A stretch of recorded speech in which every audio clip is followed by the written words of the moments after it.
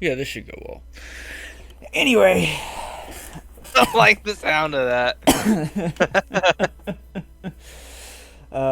Oh. Hang on. We are not sponsored by them. Not yet. Not yet.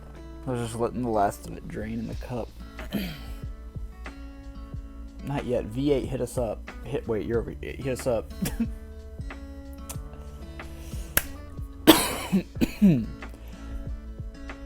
I found him. Yeah. Hold on. Wait. Let me do like a cool cinematic intro of me coming back from the dead. Mm-hmm. Oh! Guys, I'm back. How was that? Was that cool? We're keeping all of this Awesome. in. We're Okay. keeping all of this in. Yes. Welcome back, everyone. Well, I mean, you've been here. Welcome me back. No. Thank you. I appreciate being back. Yeah. Yes. We are back now, Yes. which means we are back on schedule for very exciting things. Today marks first installment of our feature writing adventure. Yeah, we had to reschedule the guest again because I think I said last episode that we might have a guest. We had to reschedule guests again. They're having issues, and that's okay. That's okay. We'll postpone again. It's fine. Yeah. But in the meantime, Cole, why don't you go ahead and share with the class what we're going to be starting today? Oh my god, I'm so excited. I forgot to pull up the... I don't know why I just did that. I forgot to pull up the Google Doc with the log line on it.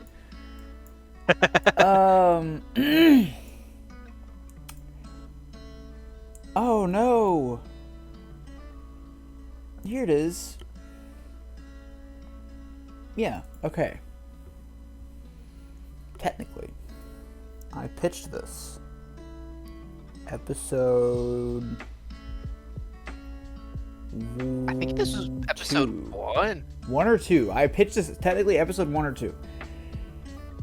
So, like, full circle moment. We're going back to the beginning almost. Yes. And so the way we picked this idea was we polled our friends that we know personally, and they voted. And I swear to God, I didn't say whose idea was whose. And all my friends picked my idea. So... We can go with that. Yeah, that's fine. What do you mean we can go with that? No.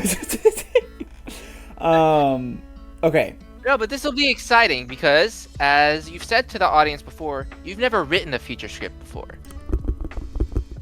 Yeah. I hope So- this is going to be good. Okay.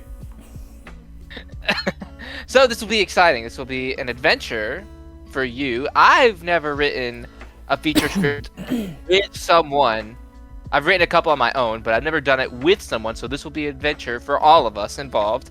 And hopefully you in the audience, maybe you're familiar now a bit with writing sketches and short films because you've watched us a couple times.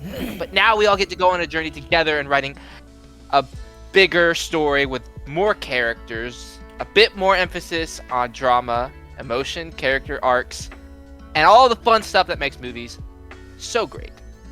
So this will be an exciting journey for all of us. I hope there is something for everyone in this season. Sure, we'll go with that. In this season of The Writer's Room. Wait, this is season 2? That's crazy. Yeah, season 2. Season 2, baby. Let's go. That's insane. Everyone says is season 2 is when the show peaks. So we have that to look forward to. Because I want to keep doing these. So the log line is... Hit him with it. Actually, hang on, I'll bring it over.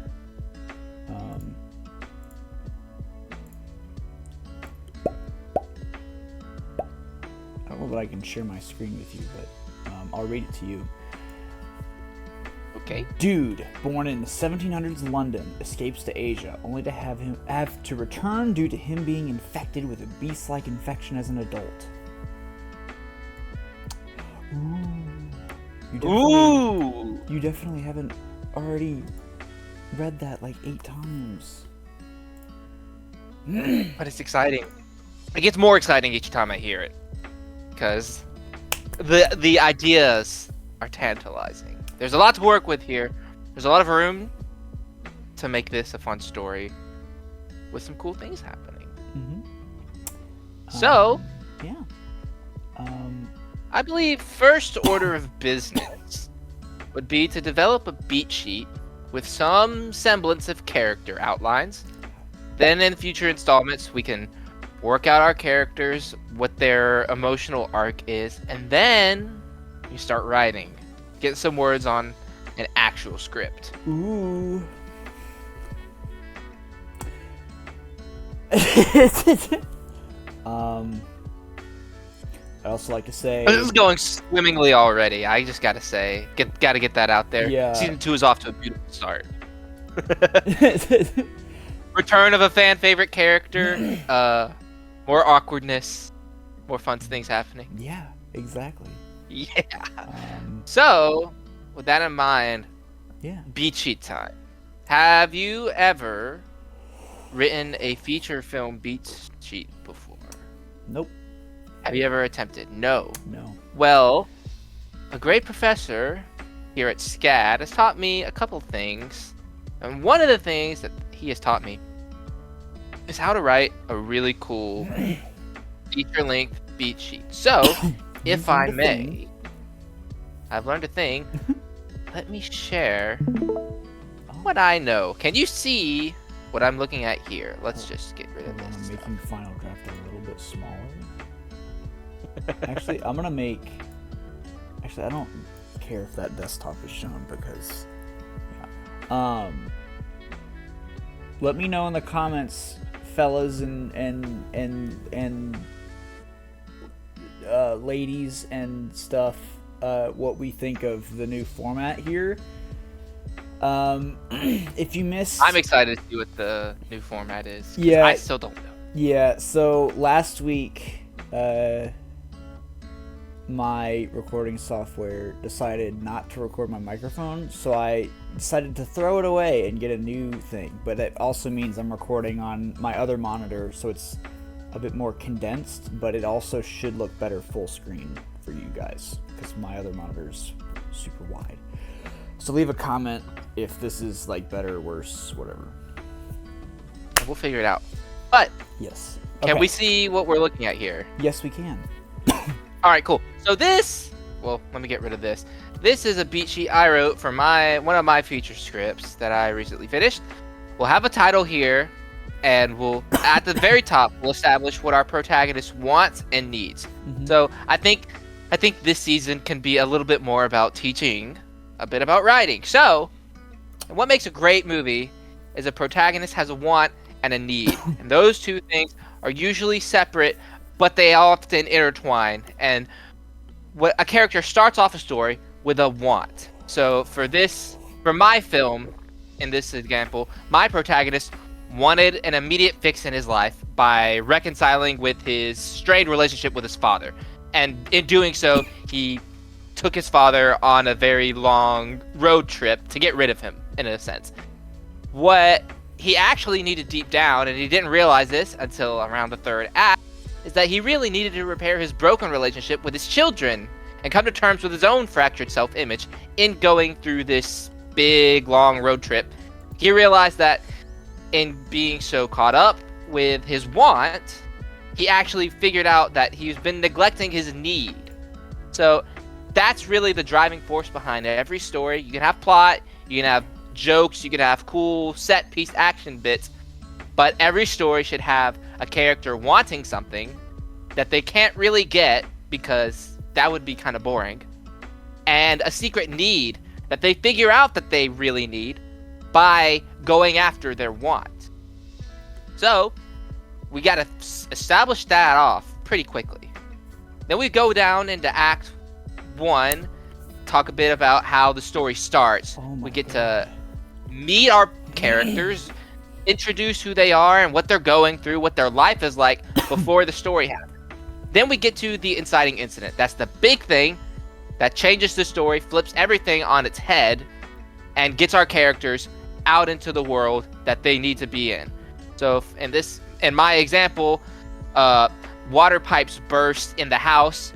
My protagonist realizes that his father is not safe to be around on his own. He needs to go to a nursing home. That's kind of kicking off my story. Something like that you can see in every film.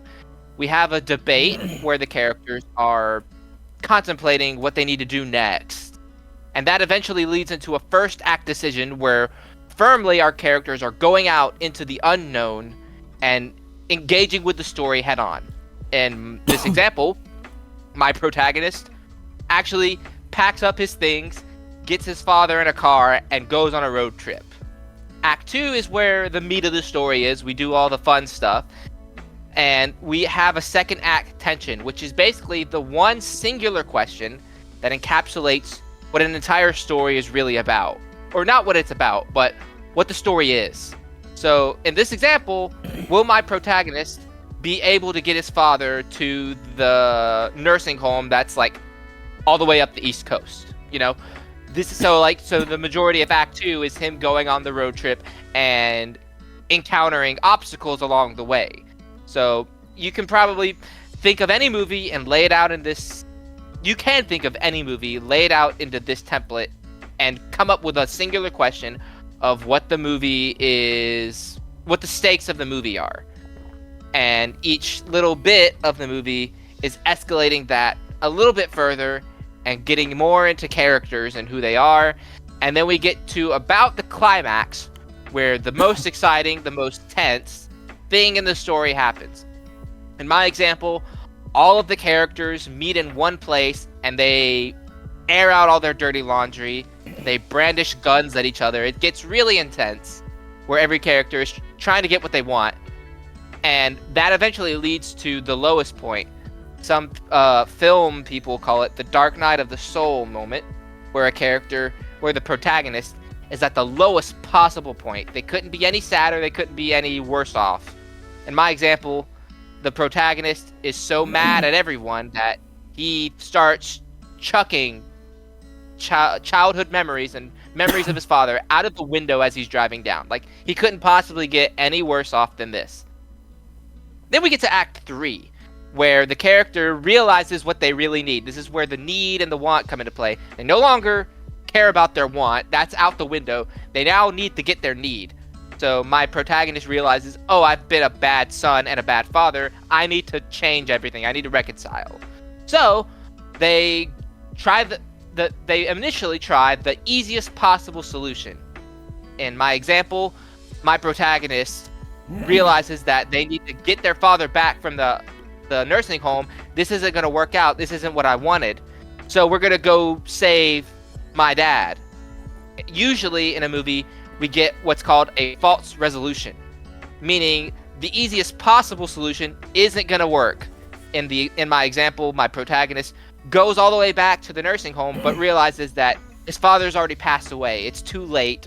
The easiest possible solution is not reasonable. It's not feasible. So we have to do the actual hard work where the character really needs to grow and learn what the world they're in is really about.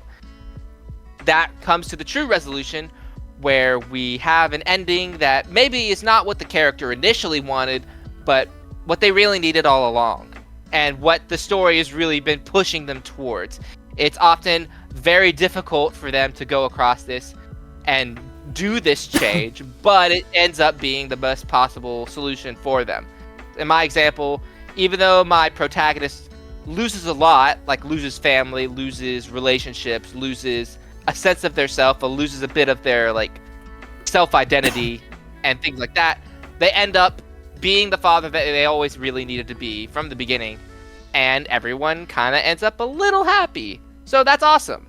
But basically, in layman's terms, that is how a feature film... Stop that.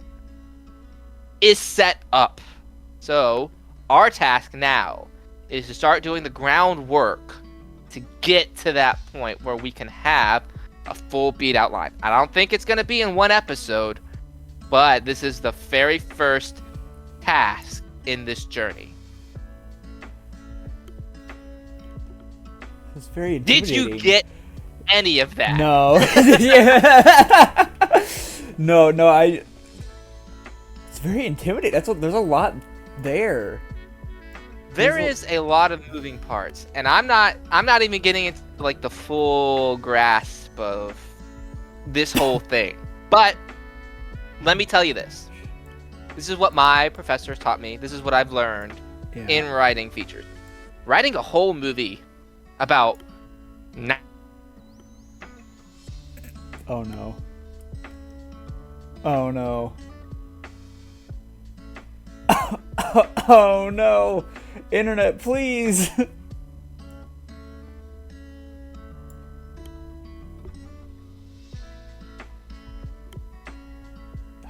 definitely me.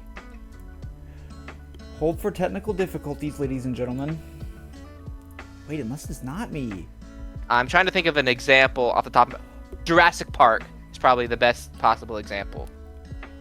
What is happening? You're back.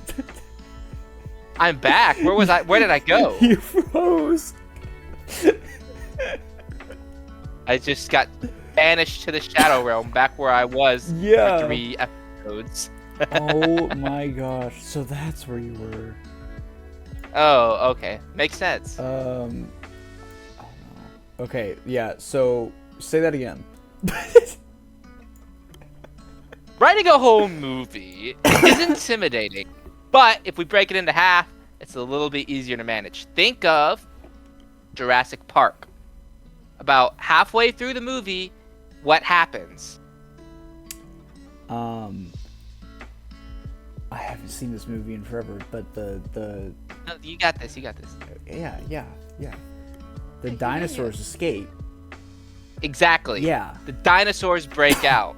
So, for half of the movie, we're talking about a cool theme park where dinosaurs are alive again and everyone's having a good time.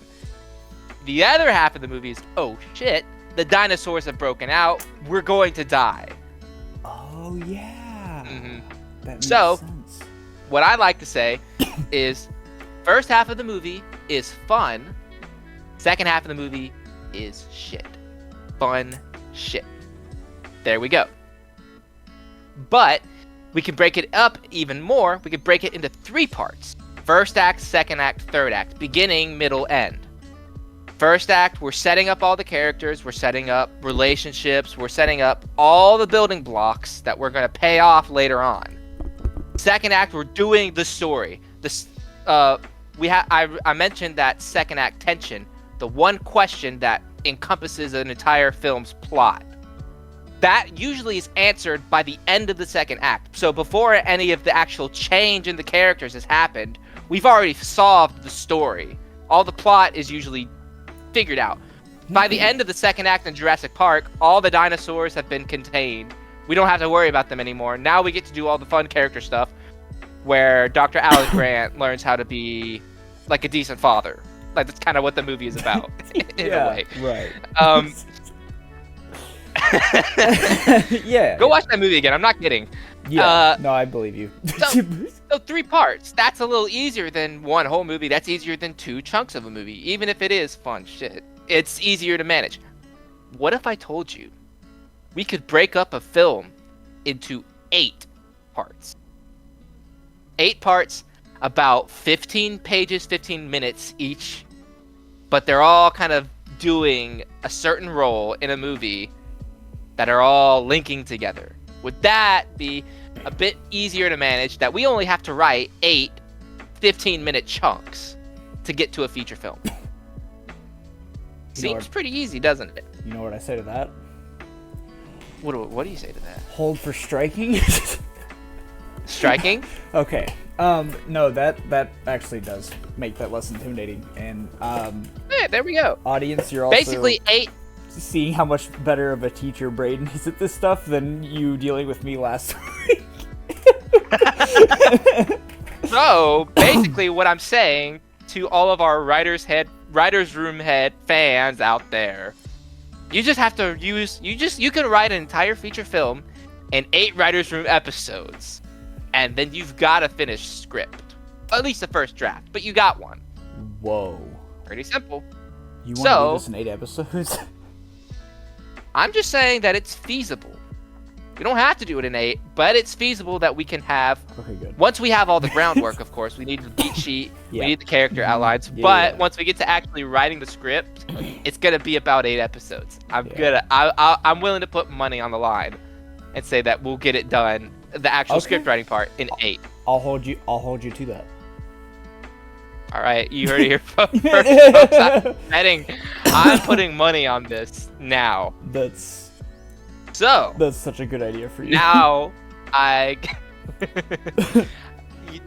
this is gonna be like a side plot to this season of you trying your hardest to make it more than 8 episodes. Absolutely. I'm very capable of it. It took me 2 episodes to write a short film. Yeah, so that's true. But anyways, what I'm gonna say now is 8 sections. Each section is doing a certain part. Let me just briefly get into what each part is doing. Very first part is setup. We meet all the characters. We get to introduce the world. So in our feature film, this is a world. Yes. Okay. Did I go to the Shadow Realm again? Well, almost. But we are at 20 minutes, so can I suggest that we explain this as we set up our thing, so that we have some time? Yeah. That's where I'm going. Yeah. Oh, I'm sorry. So in our feature film, no, you're good. You're good. In our feature film, what is the world looking like? Who's our character? What is this environment that they find themselves in? What do they kind of want? Are they cool with what's happening? We're in a world of monsters, basically. 1700s monsters, vampires running around. What's the character like? I'm asking you. I know. I'm finding a tech thing. Okay, so all right. Sorry. Ask your question again. I'm finding everything that can go wrong is going wrong. Okay. So sorry. Ask your question again. Don't you just love the writers' room, folks? That we're putting our asses out there just for you. Well, actually, just for technical issues to ruin all of it. But you're here, we're having fun. Anyways, first section of a movie, introducing everything. We meet our characters. So what's the world like? You said 1700s. Yes. Monster, vampire, werewolf people running around, and our main character is who? So yeah, I suck at names. Actually, last week I have several characters that just don't have names. They have more like job titles for their names. So I don't have a name. Well, we don't have to get into that stuff yet. But we don't have to get into that. Yeah. Just kind of give me a little glimpse of who they are. So picture this. Hold on. I can't. Okay. Picture this. We have a dude born in 1700s London. Maybe even late 1600s. I haven't been able to do the research to kind of narrow down exactly the time period. But okay.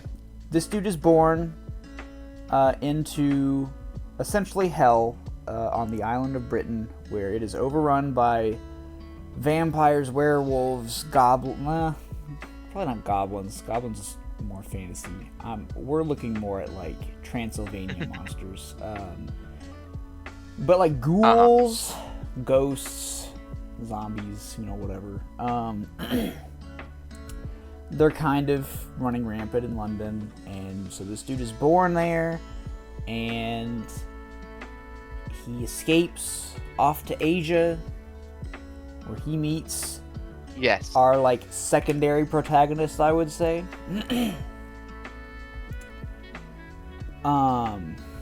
Secondary protagonist. Yeah. Who is I don't have a name. Asian lady.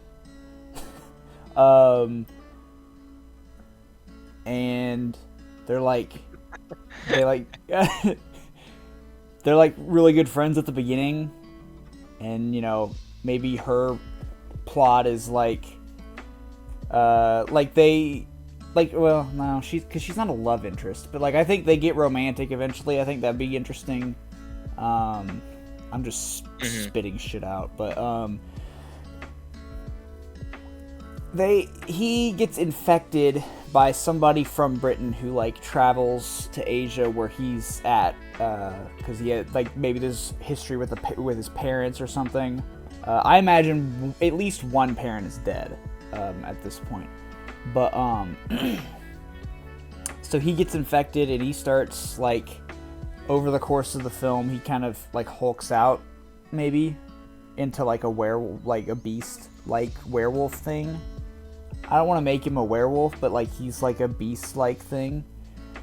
I'll have to show you like reference stuff that we don't have time for right now, but okay. I'll find some reference images for next episode, and I'll stick them in our we have a Discord server now, so we're moving on up in the world. Yeah, well, yeah, I wanted us to be more organized, so I was just like, yeah, let's do this.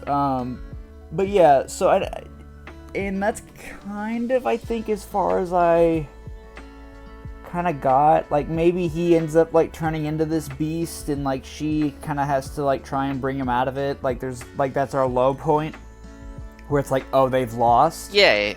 But like there's a big bad. I don't know. I guess that's part of like maybe like that's a secret organization that sent people to infect the dude in the first place. Somebody that wants monsters to kind of just go all over the world instead of just like kind of Britain. And that. So, if I may ask you a question. No. About. Okay. Roll credits, please, and episode's over. yeah. We end it there. We don't write it. No, go ahead. Let me ask you. What do you think the genre of this movie is? Because from my understanding of like what I'm seeing as like someone who's a bit more of an outsider into this idea right now, it seems sort of like a horror with maybe some opportunity for drama and like maybe action type set pieces elements. But what do you think this story needs to be? Because then I think once we establish a firm genre, there are tropes that we can play with and I think would be important to subvert to make the film kind of stand out. But we can kind of get a bit of a groundwork where we need to go. Okay. This isn't a great movie, but just so you can compare like what I'm thinking. Love that. Great start. Shut up. Did you see that second Jurassic World? The one that was more like scary? I did. So, because that's like, there's more scary moments. Like the first one was just like action. And when I say the first one, the first Jurassic, because they're separate to me. Jurassic World. Yeah, Jurassic World, yeah. So the first one was very action, and then the second one, I mean, it didn't scare me, but it added more scary elements. So it's kind of a combination of scary action. There's a small romantic plot in there, and then there's some comedy as well. Oh, so it's Van Helsing.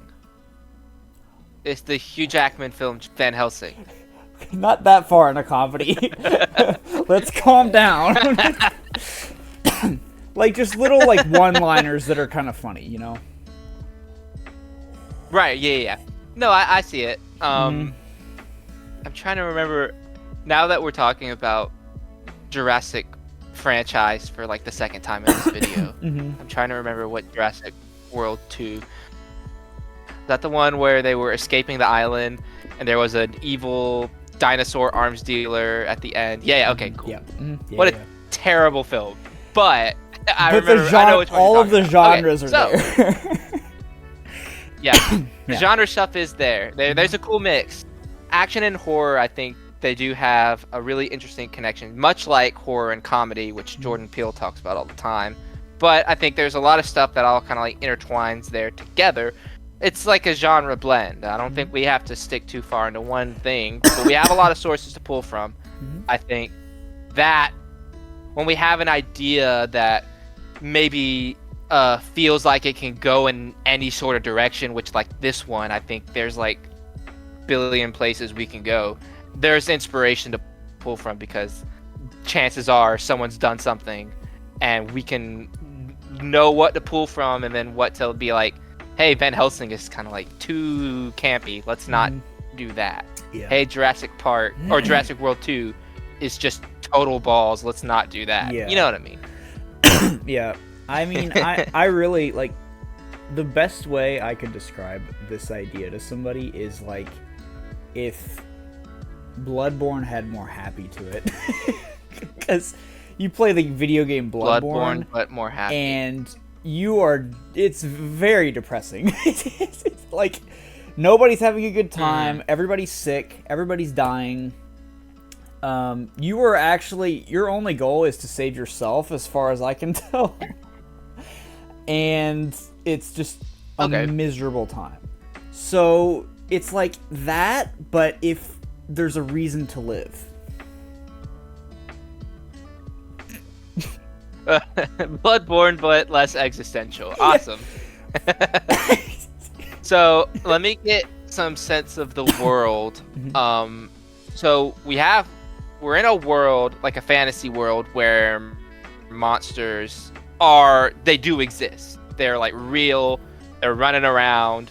They can kill you. Yes. Okay.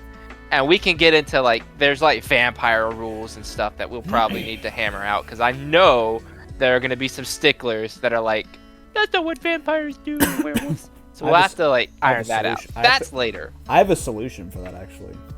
Because I'm thinking like, it's just always night in Britain. It is always night. Yeah. So like the sun is covered, or there is no sun in this world. That's a good question. It's probably like doom so clouds, let me say if London is like the Australia of this world, where all the monsters just get shipped there. Live. That's really funny. Okay, yeah. Look, it's 2025. I think it's long past time we could joke about that. Oh yeah. So if all the monsters are getting sent there to live and like live out their lives, so they don't hurt anyone in like mainland Europe, would it be safe to assume that they've maybe retrofitted London to accommodate for these monsters? Like if they did build like a system of tarps or something over the streets, so the alleyways are always under the cover of dark, so they can run around for free, willy-nilly. I don't know. I like to think it's like a magic, more of a magical thing. The magic thing. Okay. So it just sucks to be in London. Yeah. Okay, just like in real life. Okay, cool. yeah. Just sucks to be there. And got it. It's always cloudy. Like no one wants to be there. And I imagine it's you like could die anytime you step out onto the street. All of Britain, just so that we have more to work with. Which I guess includes Ireland and Scotland, but same place. Oh, that's a cool thing to say on the internet. I gotta be honest. I've just started a war. I know. Of course, the British people will be like, "Oh yeah." Yeah, you just really affirmed all of their beliefs. But I'm anyways, Scottish too. It's an island. There. Okay, yes. I haven't done an ancestry test, but looking at my white skin and red hair, I'm probably Irish too. So this is a really fun position for both of us to take. Yes. Anyways, so all the monsters have been banished to this island. Yeah. And so our protagonist starts off the story as just a regular dude, right? He's not inheriting any gene, or he gets infected, you said, when he leaves. Yeah, so here my thought was we do like a prologue kind of thing, where it's like we see how he escapes as like a young child, and this is maybe where like one parent dies. One parent's like a hunter of the monsters, trying to like thin them out, but they're like they're trying to get out. There's like this is where there's like holes because I haven't thought of everything yet. But there's a prologue where we see like the tragic origins. They get out. We go into this thing where we kind of montage him growing up, maybe, or we watch moments of him growing up so we can see what life was like, because I also imagine like he grew up learning a martial art. I don't know if that's like kung fu or if that's, it probably depends on where in Asia he ends up, but I also haven't gotten that far into it. He meets our secondary protagonist at some point while he's growing up. So they're kind of already somewhat close when we get into like our actual story. And he's just kind of going about his day as an adult. I don't know, maybe the parents like died of, the remaining parent has died of old age. Or maybe both parents die in London. I mean, I'm not really against that either. I'm just kind of like... He's going about his day. Maybe they're in like, he's in the market with his friend, and then he gets like a syringe jabbed into his neck or some shit, and then he's like, I gotta go back, because that's where all that magical shit is in London. Like, I have to go back to find a cure. And she's like, well, you're not gonna do this by yourself, I'm coming with you. And he's like, are you sure? Because he's very aware of what's there. I want to say he was old enough to remember escaping. Like, he wasn't like little. But that was my thought process. And if you disagree with me and say that that's a stupid idea, then I'm happy to change anything. No, just you talking about that has brought a couple movies to mind. And now that I'm talking, I've instantly forgotten like two of them. That's hilarious. One I do remember at least. Yeah, well, that's just me. Yeah. One I do remember is, did you see Sinners, the Ryan Coogler film from this year? Oh, that just came out like a month ago, didn't it just came out a couple months ago. I haven't seen it yet, no. I think when it comes out on VOD, you check it out, because I think there's some cool things to pull from that movie. Not only does it do like the action horror blend really well with some drama and comedy all kind of like twisted into it. You said it was Sinners? It also Sinners, Sinners? Okay. And it does all the like the vampire stuff in a pretty economical way. We don't spend too much time learning the lore and stuff, which I think our movie would need to get more into the lore, because I think a lot of the world building is really centered around monsters, whereas Sinners was not so. But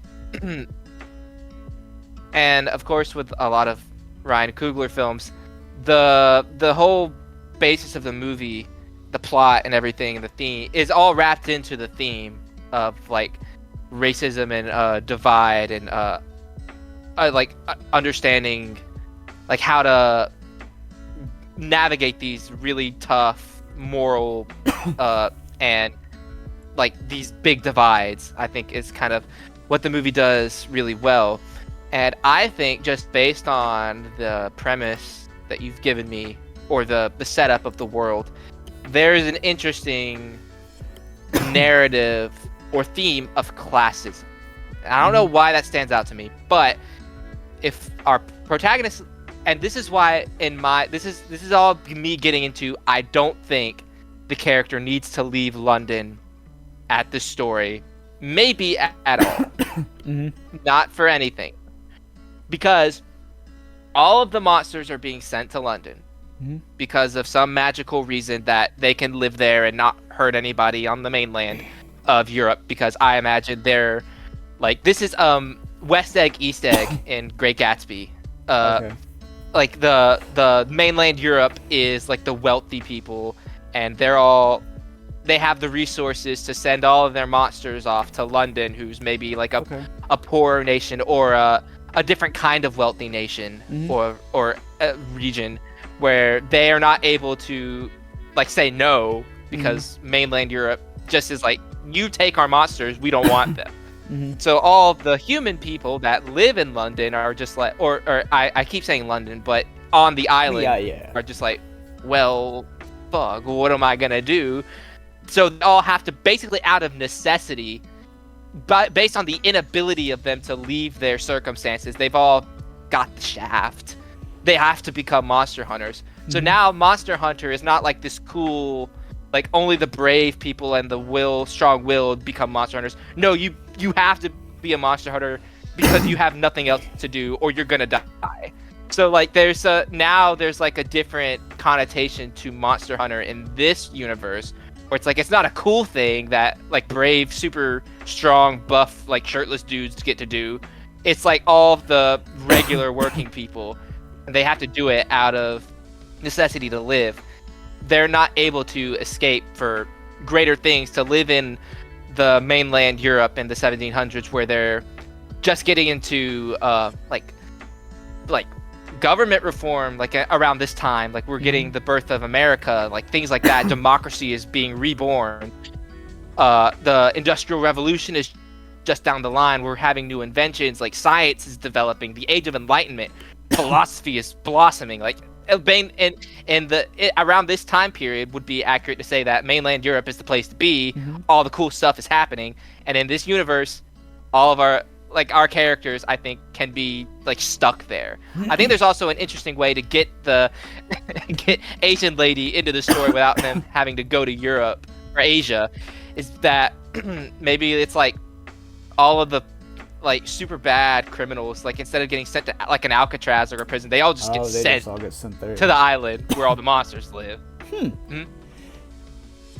So that's interesting. Yeah. So like they have to live, like all of their worst people get to live there. So not only are all of the like indigenous populations of the island having to fight off like monsters that just want to kill them, they're also getting shafted in the sense that all the worst criminals from around the world are just getting shipped there instead of like, if they're not able to do like the death penalty or whatever. So maybe like the Asian lady, I don't want to call her that anymore. Our other protagonist is like a criminal who's maybe a bit misunderstood or something. Like there's an interesting avenue to explore, like capital punishment. Like who are we to say that? Or a critique on like justice. Like there's a lot of themes, I think, that is like kind of like caked in just beneath the surface of what the premise is, that we kind of maybe bring up in how we center the world. It doesn't have to be what I'm suggesting, but I think tying in some of these world elements into a theme that we feel the necessity or the drive to talk about, which I think not only makes any movie great, but is going to make this movie something that's beyond just like fun action stuff. There's nothing wrong with that. But I think, especially in what we're kind of seeing in today's Hollywood system, you have to do a little bit more than be a fun movie. I think that should be true throughout all of filmmaking history, but in today's, especially, I believe you kind of have to really say something. It doesn't have to be big and profound. You have to have something on your mind. And but I think I would suggest that doing a tight, like thriller almost, set in one location where we're not having to maybe bounce around, and that where I think we can get into want and need. Maybe if in what I pitched in this scenario where they're like Monster Hunter is like the custodian job. Like you have to do it because there's nothing else, and you can't leave. The protagonist has a clear, ready-baked want. They want to leave. They want to get off the island. They want to go to mainland Europe and do all the cool philosophy things. Maybe they have a passion for science or something that they can only do in mainland Europe, because like that's the only place they're able to do that. And so a lot of the story can be kind of built around this idea of escaping, getting out of there. I can't think of a movie where that's like an example, but I know it's like A Quiet Place Part 2, I think kind of does that, where they're trying to escape the home and get to the area where the monsters, I can't remember what they call them in that movie, where they're not around, and they go on that adventure with Cillian Murphy and are trying to find a safe you forget he's in that movie. I forgot he was, but finding a safe place to live without the monsters, that's an easy want. And I forget how the movie is resolved because it's been a bit, but I don't believe they get that. Sorry, spoilers, but I think it's fine. It's been like a couple years now. Sorry, whoa, I know. But the idea of wanting to leave somewhere when you're not able to because your hometown is overrun by monsters, and then there's also like a bit of like, well, we're from here. Why would you want to leave? We make do. Like the characters around the protagonist have that mindset. So there's like a internal war where it's like, do I want to honor my parents' legacy of like these monster hunters, or realize that this is kind of a dumb legacy and I want to go out and be my own person, literally, like in a place that's I'm not fearful of every street I walk down because a vampire is gonna suck me dry. Things to think about. A lot of interesting thoughts, and I actually had a thought of my own which hurt while you were speaking, but because it hurts for me to think. I almost wonder if we go back to like, all right, there are still ordinary people that aren't hunters. What if the hunters are like almost like cult-like, and the top dude is actually wanting the monsters to stay around? And then it's like, there's something there. There's a twist element there. I think we'd really have to work on justifying that, but that is a big twist where it's like the leader of the monster hunters like wants the monsters around for a purpose in life. Something. And it's like that's how he gets his or her kicks. And I think that there's like a betrayal there that the one person you can trust is perpetuating this cycle of violence. I think that could also bring back the original, we go from like Asia to London again, because then it's like he's going in, but then we build that trust. But that, I mean, again, these are just ideas. I'm not saying no to any of what you just said. I had a thought and I thought it would be fun to share it, but I don't know. I also was like, if we send him over to Asia and he learns a martial art, that logically in my brain gives him an advantage compared to other hunters. And so if it has to take on, well, let's not pretend. Surely not all hunters are good. Like some are just like, I just want to kill things. Absolutely. So I'm just I was just when I sent him to Asia, the main thing with that was because there's no martial art in London. White people don't do that. White people don't do that shit. Yeah, you're right. But so that was kind of the main story reason I sent him away, was so that he would have an advantage. And then secondary protagonist, I didn't have a good story reason for her. I just thought it would make the story more interesting. So that's not good writing, audience. That's not really example of not good writing. No, there should always be. I think my reasoning for kind of wanting this to be like almost like a large scale chamber piece where it all takes place in within the confines of this island, is that I think that builds a sense of stakes. And if we have an establishment, even if it's backstory, that the character is just able to leave and come back and do the things, that kind of like the sense of stakes is like, oh well, then it seems fairly easy for someone to leave and then come back at any willy-nilly. Then why is everyone just staying around? Or why would you come back at all, even if you have like loftier goals of like ridding the island of these monsters for my people? Like, that's cool and all, but it's like, if we have the mentor come to the island for whatever reason, like they've been banished or for whatnot, and the character is able to learn these things, it can be martial arts, it could be whatever, then it's like, now we have a story reason for the character, the mentor character, to be there. We kind of keep a sense of stakes where it's like, it's not as simple to get out. Shit. Blah, blah, blah, blah, blah. Oh, you just... damn. You just fucked up my whole thing there, because you're absolutely right. There's not as many... Dude, if people could just leave, why the fuck would they stay there? Damn it, dude!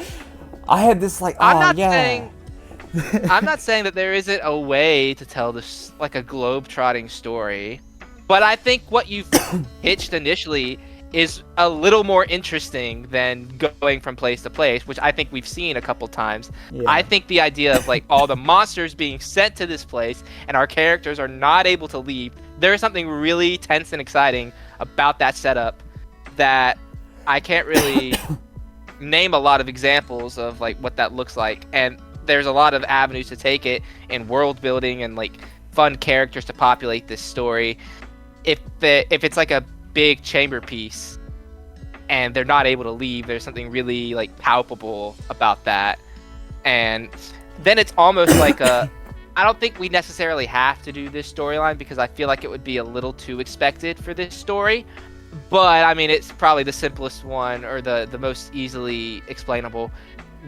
Get out, escape. We gotta get off this island, and we're gonna go, and we kind of have this like globe-trotting thing where we're going to go from point A to point B on like a road trip and beat some monsters up and learn some things and pick up some new people along our adventure. And we're gonna get off the island and go to Europe, Asia, go to the new home and learn new things.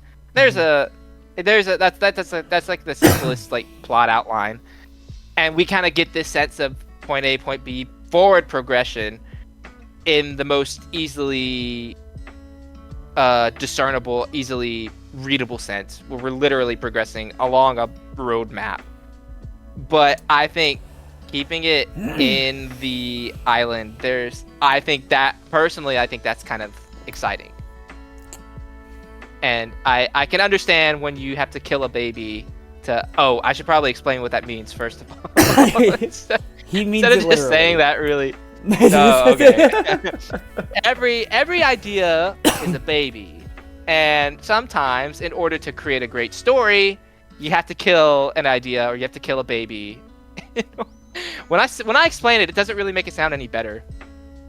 You have to kill a baby in order to create a great story. Sometimes you kind of have to let go of some ideas that you thought of in order to create new ideas that maybe take that place or kind of serve a similar purpose to the idea that we had before. If you realize it, like story-wise, doesn't really work out. And I think that's where someone like me, who doesn't have as much attachment to this story because I didn't come up with it and all. I didn't come up with this idea and the characters. I get to be like nitpicky, and then you get to fight me on some of these ideas and say, no, this is what we need to do, and I can be like, oh yeah, you're right probably this time, but the other time I was right. And it's like well, that's the thing. Get to work together. This is what collaboration's all about, people. Well, yeah. And that's the thing, you're absolutely right, is like my thing is flawed, but it's just like I'm very attached to the idea that he doesn't fully understand what he's walking into. And that was kind of my other reasoning. There was several reasons why I wanted him to leave, And it's not like he would stay. He would only be an agent like at the beginning. Like he would just like the rest of it is in London. But like that's kind of the thing. Is like he would have his martial art background, maybe some weapon background from growing up, and then he would not fully understand that he's walking into a very, very dangerous world with a friend who may not even know anything about what's going on. Do you have something to add, or are you just came up with an idea? But keep going. Keep going. But I do see what you're saying, where it's like the Divergent or something, or Hunger Games, where they're all just stuck on this hellscape. And there is a lot to that too. I don't know, and I don't think escape is the end goal. I think it's one of two things. If he's infected with this, if we go with the infected beast thing, he has to find a cure, which may lead to him having to fight and kill Top Dog, or they have to kind of kill the thing causing the magical bubble that is having the monsters kind of, or like the nighttime effect, you know?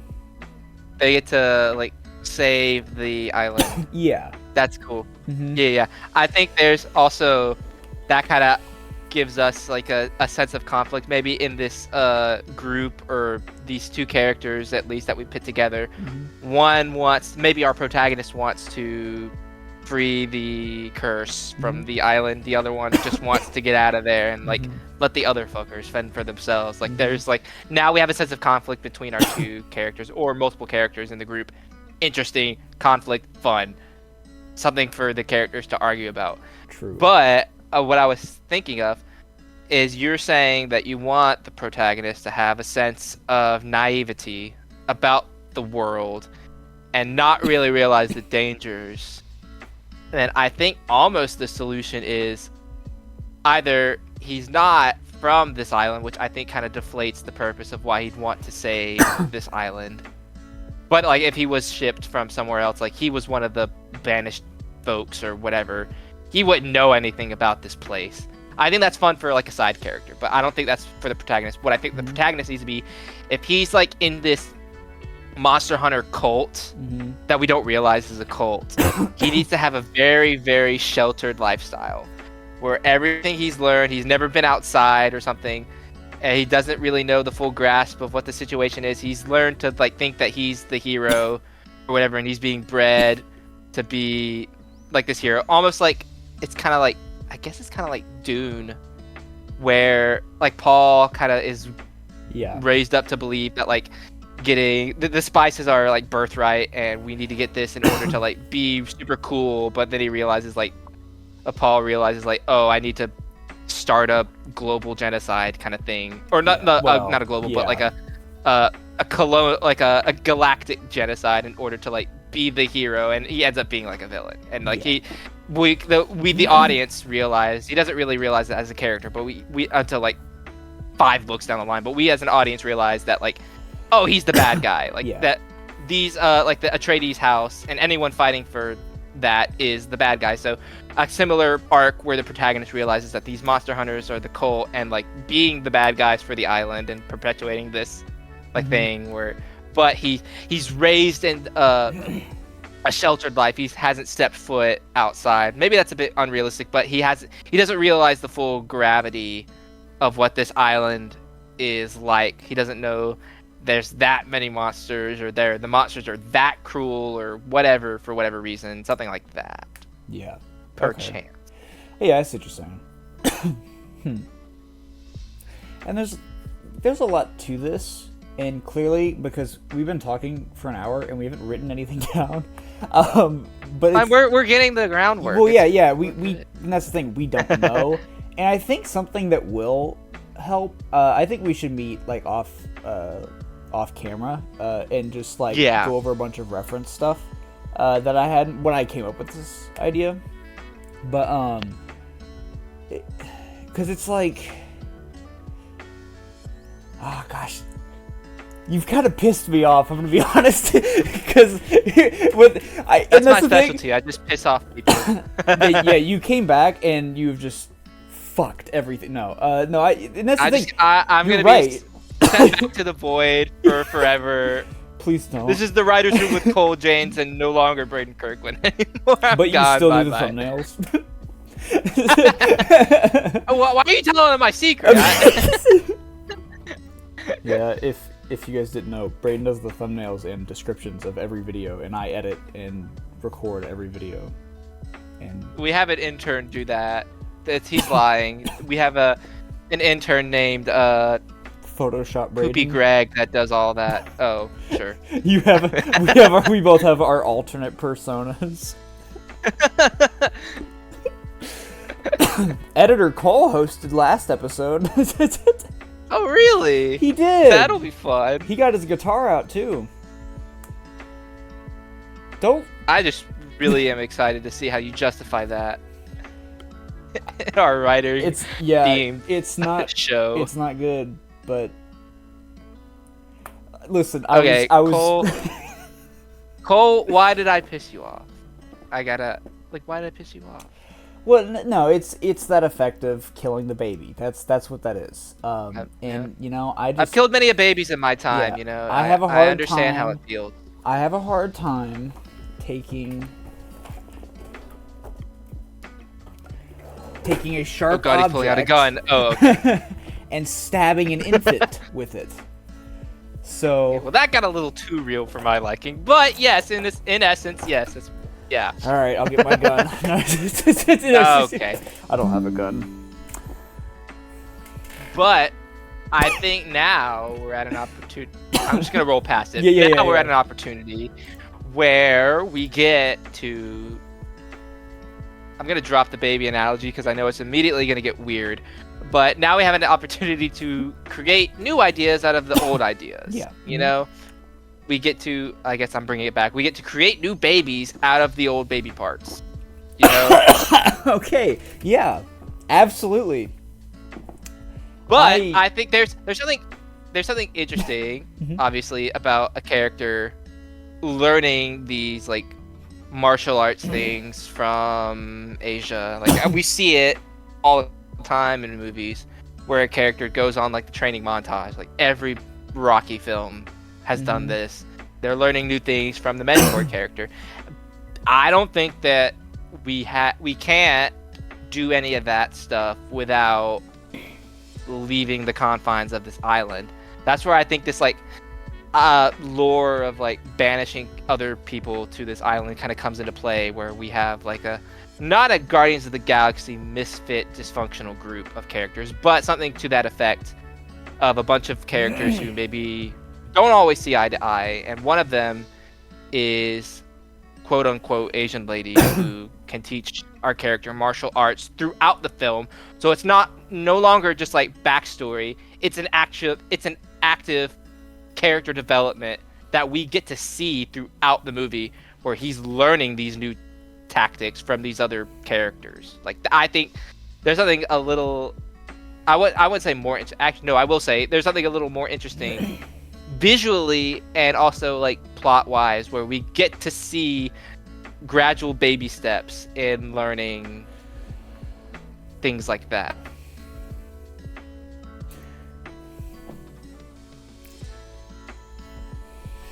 See, you can be mad at me. I know I'm correct on this, but you can be mad at me. It's okay. See, I don't want a mentor thing though. I wanted like a best friend kind of thing.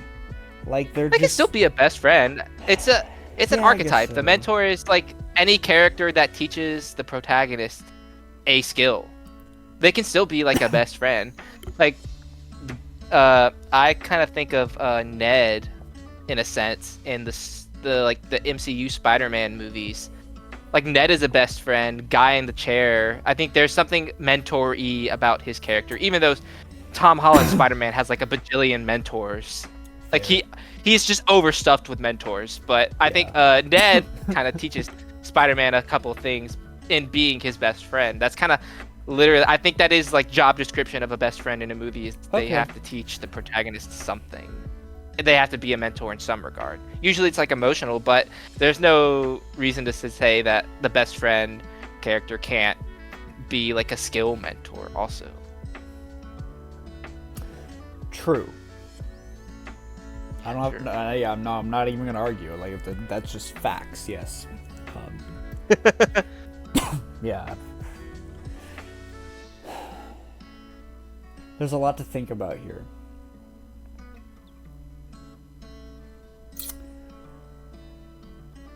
There is. Do you have? Oh, yes. Okay. No. Ask your question. I was just gonna say, do you have anything else that's weighing on your mind about this idea before we kind of call it for the episode?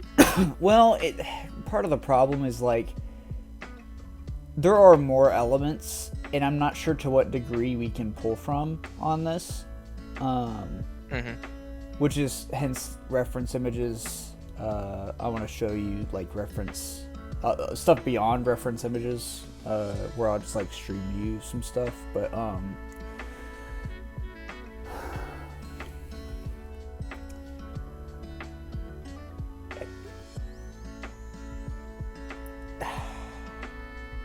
I'm trying to like quickly recover, but I yeah. Lick your wounds a little bit. This isn't to say I'm less so saying this to you because I think that you don't need to hear this, but if you do, then I am saying it directly to you. But more so for the benefit of our audience out here, which I have the feeling that they're either like novice writers who are kind of just getting into this, or just enjoying writing as a hobby because they watch it for us to goof around. But like, just because if this is something that I've had to learn many times, being just like dragged through hot coals of epiphany. This is something my professor said many times. But just because you have an idea or something that maybe doesn't work out the way you want it to, does not mean that you're a bad writer or that you have bad ideas. So maybe an idea that doesn't work is not necessarily a bad idea. It's just the avenue to find an even better idea. So you shouldn't be discouraged. I'm not talking to you, Cole. I'm talking to our audience now. You shouldn't be discouraged if you have an idea that doesn't work out. If you kind of think about it a little bit too long, trust me, I've had a bajillion ideas that haven't worked out. Me and a friend, not Cole, because I have other friends, believe it or not. It's just crazy for me to say. This is actually the animated like satire thriller that I mentioned before on a previous show and have discussed with Cole at length. The like the 1930s like thriller comedy thing. I brought someone else onto the show because I realized like it's not working for me, and basically what we've done is take a hatchet to it and pretty much hacked it like quite furiously. It's turning into almost not a completely new thing, but it is turning into a thing that I didn't initially want it to be or expect it to be, but I realize is the thing it needs to be. That's not to say that all the ideas that I had originally were terrible. I think there were some of them were kind of fun, but the idea grew into its own thing by bringing in someone who was a little less attached and had something to say. So, and even if you're writing like a very deeply personal thing, sometimes it's okay to come up with something new that still keeps the essence of the things that you're trying to pull and trying to elicit. As long as you're getting the real theme and the idea, like the thing that you want to say across, it can take pretty much any shape. So, back to the thesis of this tangent. It's okay to have an idea that maybe doesn't work out, because we all know that you're a capable writer. Again, not talking to you, Cole. I am talking to the audience. You have a great idea in there. You just have to kill a few babies to get to it, and I promise everything's gonna work out. I haven't killed the there's baby yet. I'm trying to make it. I'm still trying to make my idea work. I'm trying to find a way. That's all I've been thinking about. It's like, wait. So what if I do it this way? And I'm just like, shit. Hold on. But no, he's right. That may be the one time on this show I ever hear that. And I'm going to revel in it. Editor Cole, I know you hate Cole. Play it again. Play it again. Play it again. We actually fell in love while you were gone. What happened last week? What happened while I was in the void? I'm going to have to do like a void episode of what I was up to. Yeah. Because that's just... Anyways. Mm-hmm. Wait till you see... Because last episode, as of this recording, hasn't been released yet. Wait until you see what I did for last episode. Keep talking about it more and more, and this more scared I get. I'm truly terrified. Anyway, we have something really cool here, and I hope our audience can also see that, and maybe sound off in the comments what you think. Maybe if you're in the comment, if you want to give us a couple of ideas, we'd be happy to try to implement them. Unless they're terrible, then we won't. But kind of tell us what you think. Tell us if you have any ideas. We'd love to hear them and throw them in the trash. Maybe laugh at them, like from behind the screen. Like talk bad about you behind your back, call you an idiot, a couple things. And but we would enjoy that, and I'm sure you would appreciate knowing that. But you know, tell us what you think. But I will say what I think. I think we have something really cool here. I think I was excited about it when you pitched it the first time. I don't know if I said that, but I am. I think there's something really fun here, and talking about it more has made me realize like there's something there. This is gonna be fun to write. This is gonna be fun to write. This will be fun to read, and I hope one day it'll be fun to watch. And I truly believe that. Oh my God! So Cole, this is gonna be cool. I really do think that. I am very excited. However, it does turn out. But I think that covers pretty much everything. I think we take what we've discussed here. We think on it. We'll discuss the time to maybe meet up before our next session. Yeah, which I've got to talk to you about because I'm going out of town.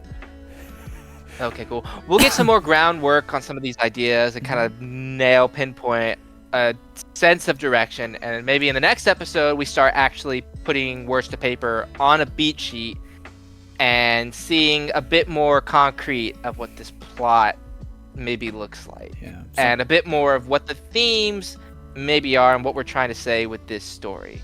So I think it's going to be a great episode. This season... I'm still calling it season 2. This season, I think, in particular, more than the last one, gotta watch all the way through to see this journey, because this is a bit more of a white whale here. So make sure. I know we hate to do the YouTube thing, but make sure you subscribe. Hit that bell down here, probably, for notifications for the next video, so that you can stay up to date.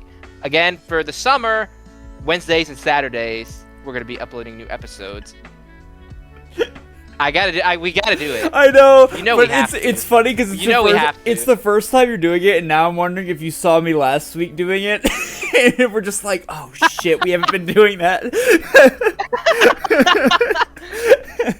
Yeah. So guys, you know, Wednesdays and Saturdays, new episodes coming out for this story. Yeah, you'll get to see more of this adventure, and if my money is correct, in about 10, 11 episodes, we'll have a finished script in our hands. Oh my gosh. We'll hope. Yeah. Fingers crossed. That's assuming we don't... because this isn't to say that, like, sketches will be going away, like, permanently. Yeah. Like, we will be breaking. Yeah. Well, I'm saying 10, 11 episodes of season 2 are gonna be... Yeah. When we come out with a finished draft. And then... we'll get to have some fun with that. So, I did all the YouTube things. I don't have to say anything else, I think. Yeah. Last bit of stuff, because I know we keep hyping up this guest. We're going to reschedule the guest. We don't know when yet. Stay tuned for that. Life just keeps kicking this person in the ass. And so we're going to be patient, and we're going to give this guest our support. And you should be patient and supportive too. Cool. And then we will start probably writing things down next episode. Oh yeah. Woo! I think we will. Yeah, awesome. Cool. Well, it's good to be back. Good to be back in the grind. Season 2 is underway. You should be excited. Cole, you should be excited. I'm very excited. Show me your... That doesn't sound excited. That doesn't look excited. Try it again. I'm very excited. That's... I'm very excited. You have a YouTube channel. You have to be a bit more animated than that. No. I'm so excited! Oh my god! Yeah, there we go. That's more exciting. All right. I hope my roommates know. Peace out. But yeah, bye! Bye-bye!